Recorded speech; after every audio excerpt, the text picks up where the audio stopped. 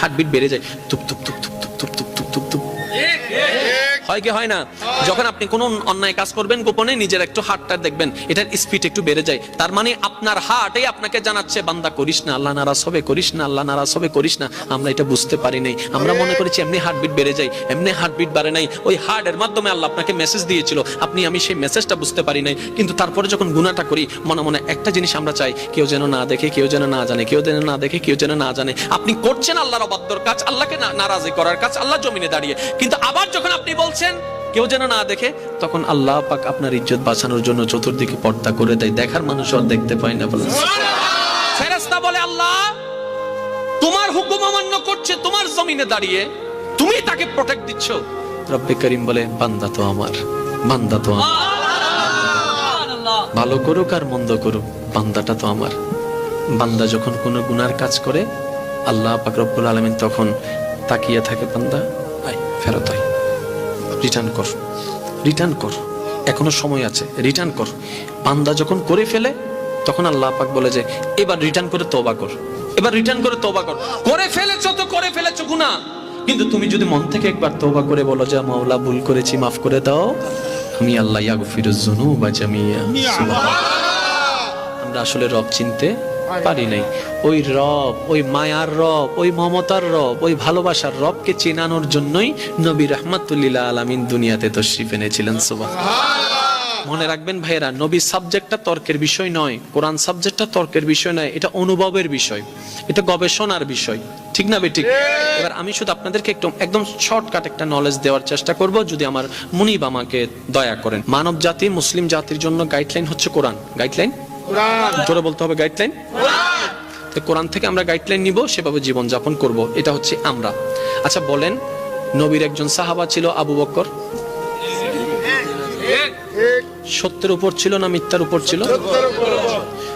আপনার আমার নবীর উপর কোরআন নাজিল শুরু হয়েছেন তখন নবীজির বয়স মোবারক কত? 40। কত? 40। শেষ হয়েছেন 63-তে, মানে 23টা বছর লেগেছে। একটু খেয়াল করবেন, কমপ্লিট কোরআন নাজিল হতে 23 বছর লেগেছে। কিন্তু এর আগে আবু বকর সিদ্দিক আকবর হয়ে গেছে। এখনো সম্পূর্ণ কোরআন নাজিল হয়, এখনো সম্পূর্ণ কোরআন নাজিল হওয়া শেষ হয় নাই। কোন কোরআন? যে কোরআনটা আপনার আমার জন্য গাইডলাইন।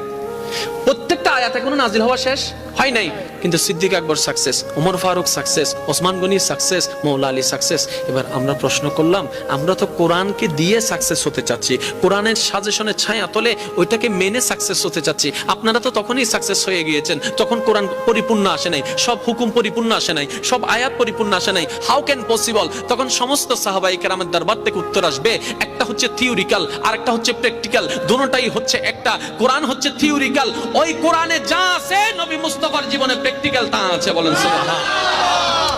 আমরা কোরআনটাকে যখন ফলো করতে পারি না, কারণ আমাদের হায়াতে তখন পরিপূর্ণতা আসে নাই, তখন আমরা কি করেছি? প্র্যাকটিক্যাল কোরআনকে ফলো করেছি। নবী মুস্তাফার উঠাকে, নবী মুস্তাফার বসাকে, নবী মুস্তাফার হাসাকে, নবী মুস্তাফার ব্যবসাকে, নবী মুস্তাফার আত্মীয়তা সম্পর্ককে, নবী মুস্তাফার চলাকে, নবী মুস্তাফার সমস্ত কিছুকে আমরা ফলো করতে শুরু করলাম।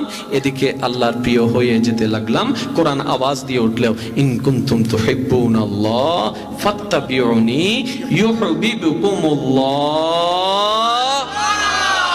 আরেকটু জোরে বলেন না সুবহানাল্লাহ। আল্লাহ আমাদের সবাইকে বুঝার তৌফিক দান করুক। আল্লাহ আমাদের সবার প্রতি মেহেরবান, যদি আমাদের ঈমানটা ঠিক থাকে। একটা এই পয়েন্টটা একটু বোঝার চেষ্টা করবেন। আল্লাহ আমাদের সকলের প্রতি স্পেশাল মেহেরবান, যদি আমাদের সকলের ঈমানটা কি থাকে। সবাই মিলে বলেন, ঈমানটা কি থাকে? এখন চলেন ঈমানটাকে একটু বোঝার চেষ্টা করি। আল্লাহ ঈমানের অংশ, একটা হচ্ছে ঈমান আর একটা হচ্ছে আমল। কয়টা ভাই? আচ্ছা আমি বলবো, সেটা আপনারা বলবেন, ঈমান নাকি আমল? আপনারা বলবেন। আল্লাহ আল্লাহ আল্লাহ আল্লাহ, আল্লাহু আকবার। জোরে বলেন না, আর একটু জোরে। এই যে আপনি বললেন আল্লাহ আল্লাহ আল্লাহ, এটা আমল, ঠিক আছে? আরো সহজ করে দিই, স্রষ্টার নাম কি? আল্লাহ। আচ্ছা, এই যে আল্লাহ বললেন, এটা আমল। যেই ভিত্তিতে আল্লাহ বলেছেন, এটার নাম ঈমান। একদম শর্টকাট, একদম মনে রাখার জন্য।